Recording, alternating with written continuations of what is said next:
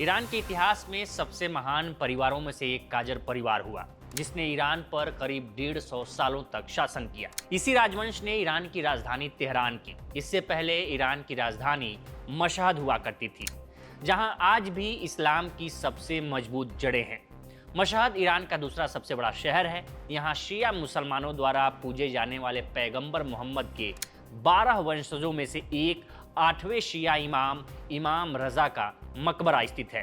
इसी मशहद शहर में ईरान के supreme leader Ayatollah Ali Khamenei का 19 अप्रैल 1939 में जन्म हुआ था। ये तस्वीर उनके परिवार के कुछ सदस्यों के साथ है। 4 साल की उम्र में खामनेई को मकतब भेज दिया गया, जहां उन्होंने कुरान, अरबी और इस्लामी तालीम हासिल की। इसके बाद वो ईरान के कोम शहर में गए और 11 साल की उम्र में ही मौलवी बन गए। उनके पिता भी मौलवी थे। खामनेई उस दौर के ईरान में बड़े हो रहे थे जब शाह मोहम्मद रजा पहलवी का शासन था। ये वही शाह रजा पहलवी हैं जिन्होंने पश्चिमी देशों के शह पर काजर राजवंश के अंतिम शासक अहमद शाह को सत्ता से बेदखल कर खुद ईरान की गद्दी पर बैठ गए थे।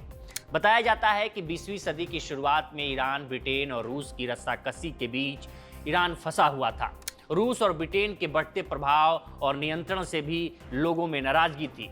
उन्हें लगने लगा था कि संवैधानिक सरकार ही देश को बचा सकती है। नाराज लोग सड़कों पर उतर आए और 1905 और 6 में ईरान के इतिहास में पहली क्रांति हुई, जिसे संवैधानिक क्रांति के नाम से जाना जाता है।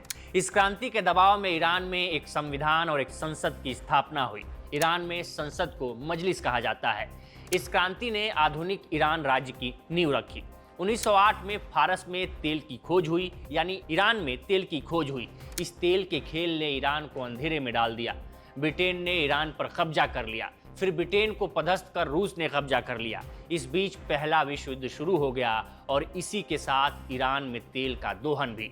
ईरान को मित्र देशों ने 3 हिस्सों में बांट दिया। फ्रांस, ब्रिटेन और रूस ने अपने अपने तरीके से ईरान के संसाधनों का दोहन किया। 1925 आते आते ईरान में तख्ता पलट हो गया। ये तख्ता पलट ईरानी सेना के कमांडर और युद्ध मंत्री के पद पर आसीन रजा खान पहलवी ने किया और यहीं से काजर राजवंश का अंत हो गया। यहाँ से शाह रजा पहलवी ने ईरान के आधुनिकीकरण की नींव रखी। उन्होंने देश में धर्मनिरपेक्षता और पश्चिमी विचारों को बढ़ावा देना शुरू किया। उस दौर के ईरान में मॉडलिंग, फिल्में, नाइट क्लब पार्टीज और वेस्टर्न कपड़े पहनने का आम चलन बन गया। हालांकि इसका विरोध भी वहां के धर्मगुरु और रूढ़िवादियों ने जमकर किया। जब तक ईरान को वो पूर्ण रूप से आधुनिकीकरण में ले जाते, तब तक द्वितीय विश्व युद्ध शुरू हो गया। आधुनिकीकरण से नाराज धर्मगुरुओं ने रजा शाह के खिलाफ आंदोलन शुरू कर दिया। इस विरोध के चलते रजा शाह को 16 सितंबर 1941 को गद्दी छोड़नी पड़ी और उन्होंने अपने बेटे मोहम्मद रजा पहलवी को सिंहासन सौंप दिया। ये वो दौर था जब ईरान नए सिरे से अपनी विदेश नीति गढ़ना शुरू कर दिया।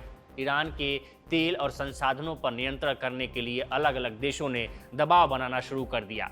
इस दौर में रजा पहलवी ने अमेरिका और पश्चिमी देशों के साथ गठजोड़ मजबूत करना सही समझा। उन्होंने अपने पिता की पश्चिमी कल्चर की नीति को आगे रखा। आयतुल्लाह अली खामनेई अपनी किताब cell number 14 the autobiography of Ayatollah Khamenei में लिखते हैं कि 1950 के दशक में ईरान में पश्चिमी कल्चर अपने चरम पर था। उन दिनों मॉडर्नाइजेशन की हवा चल रही थी। हालांकि मुहर्रम के महीने में और ख़ास तौर से पहले 10 दिनों के लिए सभी सिनेमाघरों और फिल्मों पर रोक लगा दी जाती थी। लेकिन 1955 में सब बदल गया। शहर के गवर्नर ने मुहर्रम के 1 से 12 दिनों के बंद पर पाबंदी हटाने का आदेश जारी कर दिया। इस फैसले का हम लोगों ने विरोध किया। यही फैसला हमारे अंदर चिंगारी बनकर भड़का। खामनेई 1962 में 23 साल के थे जब आयतुल्लाह रूहुल्लाह खुमैनी ने शाह की श्वेत क्रांति के खिलाफ अपना आंदोलन शुरू किया। ये क्रांति ईरान के जमींदारों की ज़मीनों को किसानों के बीच बांटकर और महिलाओं को वोट देने का अधिकार देकर ईरान को पश्चिमी देशों की तरह डेवलप करना था। देश के धनी जमींदार इसके खिलाफ थे क्योंकि वो अपनी ज़मीनों का बंटवारा नहीं चाहते थे। इसलिए वो ईरानी मदरसों और धर्मगुरुओं का समर्थन करने लगे और अधिकांश ईरानी धर्मगुरु इसका इसलिए भी विरोध कर रहे थे क्योंकि वो महिलाओं को द्वितीय श्रेणी का नागरिक मानते थे, जिन्हें पुरुषों के समान अधिकार नहीं मिलना चाहिए था। 6 नवंबर 1962 को शाह को लिखे एक पत्र में रूहुल्लाह खुमैनी ने लिखा कि महिलाओं को मताधिकार देने से वेश्यावृत्ति बढ़ सकती है। उस वक्त आयतुल्लाह रूहुल्लाह खमैनी कौम में एक उच्च पदस्थ और लोकप्रिय मदरसा शिक्षक थे। खुमैनी को लगता था कि ये इस्लाम और ईरान संस्कृति के खिलाफ है।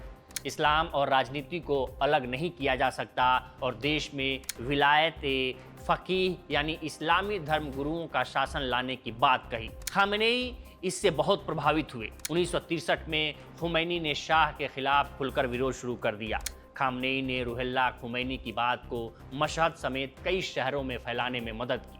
1963 में खामेनेई ने मशहद की एक मस्जिद में कहा कि शाह का शासन इस्लाम और लोगों के खिलाफ है, हमें अपने धर्म और देश की हिफाजत करनी होगी। खामेनेई को गिरफ्तार कर लिया गया, लेकिन इससे वे युवाओं और शाह के खिलाफ आंदोलन में मशहूर हो गए। उधर रूहुल्लाह खुमैनी को 1964 में निर्वासित कर दिया गया। वह तुर्की से इराक और फिर फ्रांस चले गए और ईरान में तस्करी करके भेजी गई कैसेट टेपों और अपने संदेशों की फोटोकॉपी के माध्यम से अपने समर्थकों के साथ संवाद करते रहे। 1963 और 1979 के बीच जब तेल की ऊंची कीमतों के कारण ईरान समृद्ध हुआ और शाह की शक्ति बढ़ती गई, तो अली खामेनेई ने अपनी इस्लामिक शिक्षा को कम कर दिया और खुद को खुमैनी की क्रांति के लिए समर्पित कर दिया। उसी समय शाह के खुफिया अधिकारियों की निगाहों से दूर ईरान भर की मस्जिदों और धार्मिक केंद्रों में इस्लामिक क्रांति चल रही थी। अली खामेनेई उन दर्जनों मौलवियों में से थे जिन्होंने ईरान में रूहुल्लाह खुमैनी की क्रांति सामग्री वितरित की। 1970 का दशक आते आते खामेनेई राजनीति में माहिर हो गए। उनके गुरु खुमैनी को देश से निकाल दिया गया तो खामेनेई ही उनके भाषण लोगों तक फैलाते रहे। खामेनेई ने एक सभा में खुमैनी का सीक्रेट टेप चलाया, जिसमें खुमैनी ने कहा था कि शाह का शासन एक गैर इस्लामी तानाशाही है और इसे उखाड़ फेंकना हर मुसलमान का फर्ज है। जनवरी 1978 में जब एक अखबार ने रूहुल्लाह खुमैनी के खिलाफ एक लेख प्रकाशित किया तो उनके अनुयायियों के एक समूह ने कौम स्थित उनके मदरसे के सामने प्रदर्शन किया। इसके बाद हुई दमनकारी कार्रवाई में शाह की सेना ने उनमें से कई लोगों को मार डाला। शिया इस्लामी परंपरा के अनुसार मृतकों के लिए 40 दिनों तक शोक मनाया गया और ये शोक प्रदर्शन में बदल गया। सितंबर 1979 में इसे इस्लामिक क्रांति का नाम दिया गया और इसी इस्लामिक क्रांति ने शाह की सरकार गिरा दी। फरवरी 1979 में खुमैनी पेरिस से वापस ईरान लौटे, नई सरकार बनाई और अपने करीबी लोगों को बड़े पदों पर नियुक्त किया। खामेनेई को क्रांतिकारी परिषद यानी कि रेवोल्यूशनरी काउंसिल में शामिल किया गया और उन्हें उप रक्षा मंत्री नियुक्त किया गया। इन्होंने ही इस्लामिक रिवोल्यूशनरी गार्ड कोर यानी IRGC का गठन किया था। IRGC आगे चलकर ईरान की सबसे ताकतवर फौज बनी। IRGC को बनाने का मकसद ऐसी सेना खड़ी करना था जो देश के लिए धार्मिक, राजनीतिक और आर्थिक मोर्चों पर लड़ सके और इस्लामिक राष्ट्र ईरान को न सिर्फ बाहरी खतरों से बल्कि देश के अंदर के मामलों को भी सुलझा सके। इसी बीच जून 1989 में खुमैनी की मौत हो गई। खुमैनी की मौत के बाद खामेनेई ने उनकी जगह ली और ईरान के नए सुप्रीम लीडर बने, लेकिन अब खामेनेई नहीं रहे। उन्होंने 36 साल तक देश पर लोहे की तरह पकड़ बनाए रखी। वे अमेरिका और इजराइल के सबसे कट्टर विरोधी थे, जिन्होंने डेथ टू अमेरिका और डेथ टू इजराइल के नारे को राष्ट्रीय नीति का हिस्सा बनाया। 2025 में ट्रंप प्रशासन के दोबारा सत्ता में आने के बाद ईरान के परमाणु कार्यक्रम पर बातचीत फिर से शुरू हुई, लेकिन ईरान ने किसी भी समझौते को ठुकरा दिया। इसके बाद अमेरिका ने ईरान को खतरा माना, इजराइल के साथ मिलकर तैयारी की। सऊदी अरब और अन्य अरब देशों की लॉबिंग के बाद ईरान पर हमले की तैयारी शुरू हुई। ऑपरेशन का मुख्य उद्देश्य ईरानी रेजीम की डीकैपिटेशन यानी नेतृत्व को समाप्त करना था, ताकि परमाणु खतरा खत्म हो और क्षेत्र में शांति स्थापित हो। तो फिलहाल इस रिपोर्ट में इतना ही। इस पर आपकी क्या राय है हमें कमेंट कर सेक्शन में जरूर बताएं। बाकी देश दुनिया की तमाम खबरों के लिए बने रहें लोकमत हिंदी के साथ।